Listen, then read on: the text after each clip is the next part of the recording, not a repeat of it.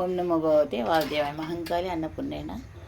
మా ఇంట్లో ఈరోజు 2024 ఆగస్టు 26న కృష్ణాష్టమి సందర్భంగా కోవగర్జలు, ఈ కోవగర్జలకు తయారు చేయడం అంటే మైదా పిండిలో కొద్దిగా లైట్గా ఉప్పు వేసి కొంచెం నూనె వేసి పిండి తడపాలి, వాటర్ వేసి తడిపి తర్వాత కోవ తెచ్చి కోవలో ఎంతగా అంటే పావు కేజీ ఉందనుకోండి, అందులో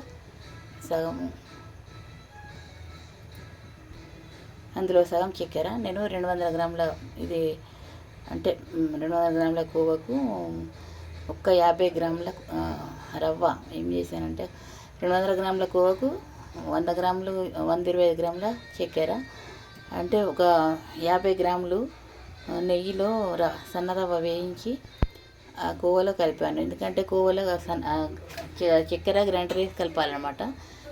గ్రైండర్ వేసేటప్పుడు ఇలాచీ వేసి గ్రైండర్ వేయాలి. చేసినప్పుడు కోవలో ఈ చక్కెర పొడి కలిపినప్పుడు జర పలచగా తయారవుతుంది అనమాట. అయితే ఆ పలచగా తయారైనప్పుడు ముందే రవ్వ వేయించి పెట్టుకోవాలి. కొంచెం నెయ్యి వేసి అంటే 200 గ్రాముల కోవకు 50 గ్రాముల రవ్వ వేయించి ఇందులో చక్కెర కలిపిన తర్వాత ఈ రవ్వ కూడా వేసి కలిపితే కొంచెం రవ్వ అనేది ఆ వాటర్ని పీల్చేసుకుంటుంది అనమాట. చక్కెర వేసే వరకు పలచగా అవుతుంది కదా, ఆ వాటర్ని పీల్చేసుకుంటుంది. ఇదొక చిన్న చిట్కా అనుకోండి. మీరు ఇలా అంటే ఎక్కువ పలసగా ఉంటే ఆయిల్లో గారిపోతుంది అనమాట. కోవా చేయడానికి కష్టంగా ఉంటుంది. ఇది ఒక చిన్న చిట్కా. ఇంకా ఇక కష్టం కాకుండా ఉండాలంటే ఏం చేయాలంటే కోవాను చిన్న మంటలో సిమ్ములో అంటే చిన్న మంట చేసుకొని వేయించాలి. మంచిగా పొడి వేయించిన తర్వాత చల్లబడ్డాక దూరగా వేయిస్తే చల్లబడ్డాక పొడి అవుతుంది. అప్పుడు సన్న చక్కెర కలిపి అలా కూడా చేసుకోవచ్చు. మా ఇంట్లోనేమో వేయించకుండా అలానే కావాలి అని అడుగుతారనమాట. డైరెక్ట్గా కోవలో చక్కెర వేసి కలిపి చేయాలని వాళ్ళకి ఇష్టపడతారు అనమాట. అలా జర కష్టం కాకుండా ఉండడానికి ఇది ఒక చిన్న చిట్కా. ఇట్లా రవ్వ వేయించి కలపడం వల్ల కొంచెం రవ్వ వాటర్ని అంతా పీల్చేసుకుంటుంది కాబట్టి నెయ్యిలో వేయించాలి రవ్వను. కొంచెం దూరగా వేయించాలి రవ్వను.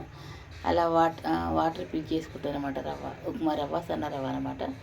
అలా పీల్చేసుకుంటే మనకు గజ్జలు కారకుండా ఉంటాయన్నమాట. ఇది ఒక చిన్న చిట్కా. అంటే వేయించిన కోవకు ఇలా చేస్తే చిట్కా సెట్ అవుతుంది అనమాట.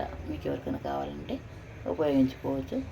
నేను ఈ కోవా గజ్జలు 2024 ఆగస్టు 26న ఈరోజు శ్రీకృష్ణ జన్మాష్టమి సందర్భంగా నైవేద్యం పెట్టడానికి తయారు చేశాను అనమాట.